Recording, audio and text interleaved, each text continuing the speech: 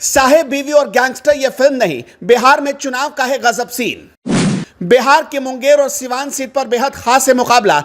मैदान में है दोनों ही सीटों पर बड़े बाहुबलियों की पत्नियां, साहेब बीवी और गैंगस्टर। आपको लग रहा होगा कि लोकसभा चुनाव के बीचों बीच हम किस तरह की बात कर रहे हैं, लेकिन बिहार में इस चुनाव में ऐसा ही मुकाबला देखने को मिल रहा है। दरअसल ये मुकाबला बिहार की सिवान और मुंगेर की सीट पर है।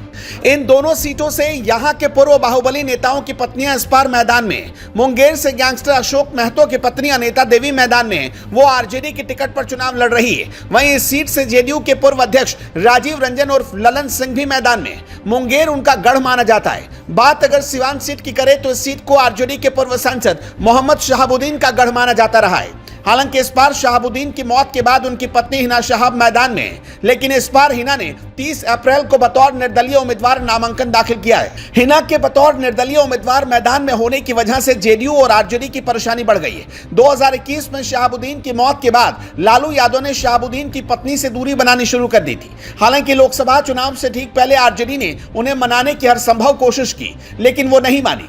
बात अगर जेडीयू की करें तो इस बार के चुनाव में उसने बाहुबली अजय सिंह की पत्नी और मौजूदा सांसद कविता सिंह की जगह विजय लक्ष्मी कुशवाहा को टिकट दिया है। विजय लक्ष्मी जेडीयू के पूर्व विधायक रमेश कुशवाहा की पत्नी है।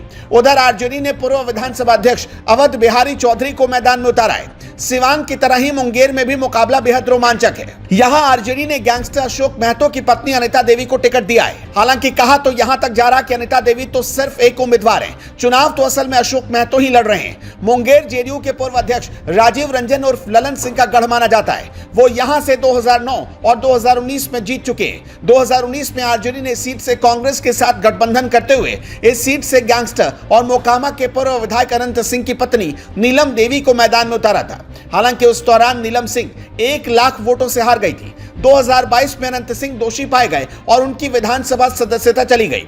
ऐसे में यहां उपचुनाव हुआ। इस चुनाव में नीलम देवी को मोकामा से मैदान में उतारा गया और उन्होंने भाजपा को हराकर जीत हासिल की। इस साल फरवरी में बिहार विधानसभा में विश्वास मत के दौरान नीलम देवी ने एनडीए के प्रति अपना समर्थन जताया। अब नीलम देवी मुंगेर में जेडीयू के पूर्व अध्यक्ष ललन सिंह के लिए प्रचार कर रही है। कुछ दिन पहले उनके पत्नी अनंत सिंह भी पैरोल पर जेल से बाहर आए।